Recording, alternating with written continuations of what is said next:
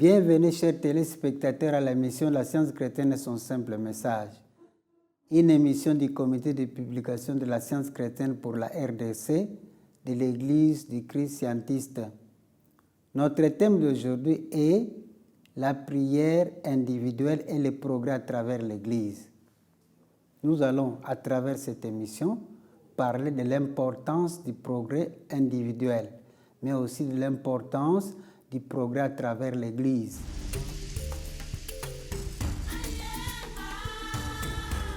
La prière individuelle a pour fondement l'unité consciente avec Dieu.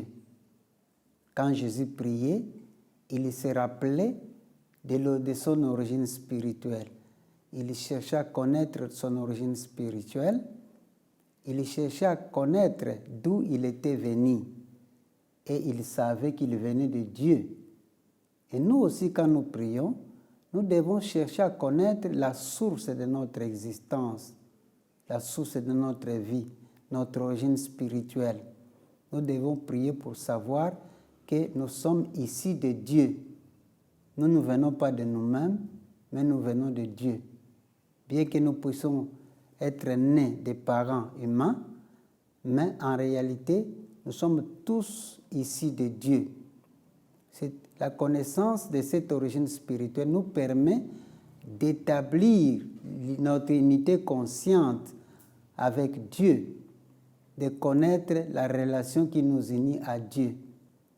Et c'est ça qui est important dans la prière. Il est généralement connu, et c'est effectivement le cas, que la prière en sciences chrétiennes est fondamentalement individuelle. Le chercheur ou l'étudiant fait tous les travaux chez lui à domicile. Il étudie seul, il fait ses prières seul. Mais faut-il continuer à travailler seul sans se joindre à l'Église? Ou est-il important d'aller à l'Église et de se joindre aux autres? Jésus-Christ le faisait aussi. De temps en temps, après avoir été en contact avec le public, il se retirait. Il se retirait pour prier. Il se retirait pour se rafraîchir le cœur, pour communier avec Dieu. Mais quelle est la fondation de la prière individuelle que Jésus faisait? En sachant qu'il était venu de Dieu, en sachant qu'il était un avec Dieu, Jésus établissait la relation consciente qu'il unissait au Père, Mère, Dieu, et ainsi il voyait la peur disparaître dans sa vie. Il s'est développé en lui un sens de confiance, une assurance parfaite du fait que tout est possible à Dieu. Pourquoi? Parce qu'il savait que Dieu ne pouvait pas l'abandonner et que lui-même ne pouvait pas être séparé de Dieu. Et c'est lui qui nous montre le chemin.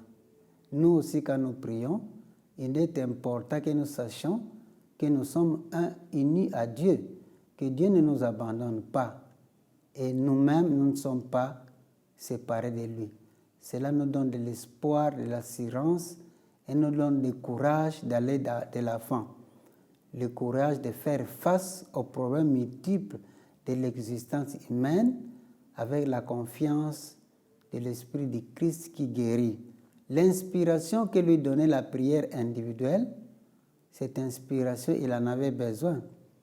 Parce que l'inspiration spirituelle qu'il avait en priant lui apportait la compréhension spirituelle, cette autorité spirituelle qui lui permettait de guérir tout sans exception. Il savait que ce pouvoir lui venait du Père. N'est-ce pas qu'il disait « Je ne peux rien faire de moi-même ». Il savait que c'est Dieu qui faisait les œuvres pour lui. C'est Dieu qui guérissait pour lui. Lui n'était que le témoin de ce travail de guérison que le Père accomplissait à travers lui. Donc, la compréhension spirituelle est la fondation de la guérison chrétienne aujourd'hui. À notre époque, Mary Baker Eddy, qui suivait le Christ de très près et qui guérissait comme lui, nous montre aujourd'hui que la prière individuelle est la fondation du progrès pour chaque membre individuel et le progrès pour l'Église entière. Nous parlons donc du progrès individuel et du progrès à travers l'Église. Nous disons, faut-il continuer à prier seul, sans se joindre à l'Église ou sans aller à l'Église? Peut-être nous ferons la différence entre aller à l'Église et se joindre à l'Église. Aller à l'Église, c'est aller assister au service religieux, chanter des cantiques, prier avec les autres et puis partir. Tandis que se joindre à l'Église, c'est de devenir membre de l'Église. En devenant membre de l'Église, nous participons à toutes les activités de l'Église. Mais nos prières bénissent ceux qui sont présents à l'Église. Et en même temps, nous profitons de l'appui spirituel, du soutien spirituel de tous ceux qui sont à l'Église, qui prient pour les services et pour tous ceux qui sont présents. Madame Eddy a montré que les services religieux de l'Église sont offerts pour tous les assistants. Ils bénéficient immédiatement aux gens qui sont présents. Donc la prière est offerte pour tous ceux qui sont présents et cela leur apporte une bénédiction immense. Il en parle par exemple dans les manuels de l'Église mère qui contient les statuts de l'Église, dans le chapitre 8, section 5 sur la discipline. Il dit prière dans les églises, section 5. Les prières dans les églises de la science chrétienne seront offertes pour l'assistance collectivement et exclusivement.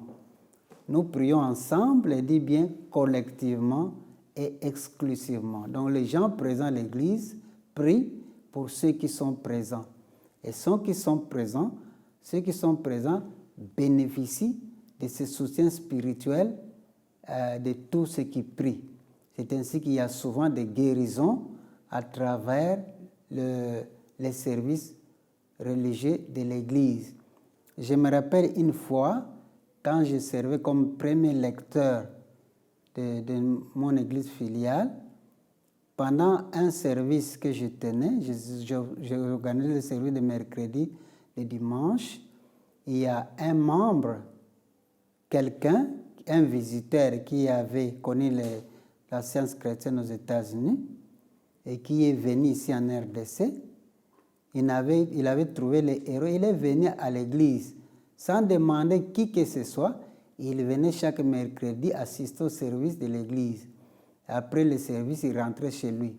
Un mois après, il m'a abordé pour dire qu'il était guéri de l'hernie dont il souffrait depuis plusieurs années.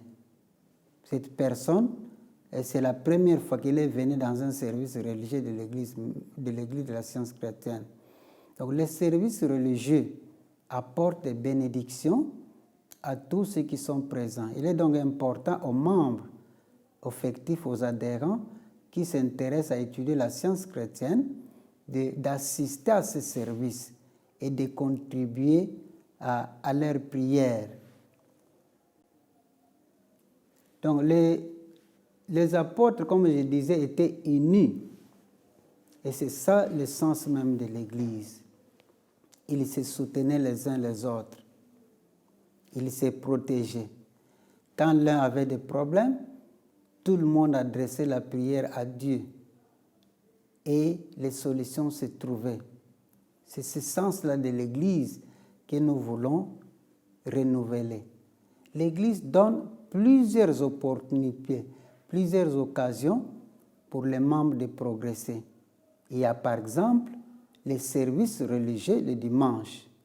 Au courant de la semaine, chaque membre étudie la leçon biblique hebdomadaire individuellement chaque jour pendant les 7 jours. Mais le dimanche, il va à l'église pour l'écouter avec les autres.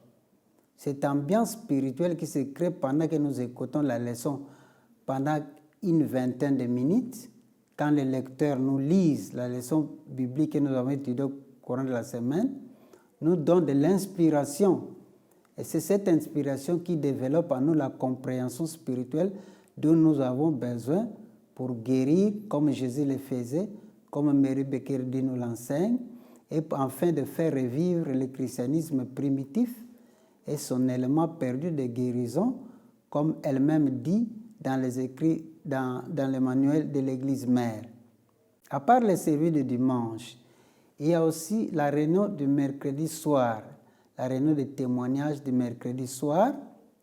C'est une occasion qui est donnée à chaque membre et à tous d'échanger les expériences, d'écouter comment les autres mettent en pratique les enseignements qu'ils reçoivent et comment l'activité du Christ transforme les vies humaines dans des familles ou dans les vies individuelles ou dans la vie pratique des membres qui ne connaissent pas la vérité et qui ont recours à la vérité.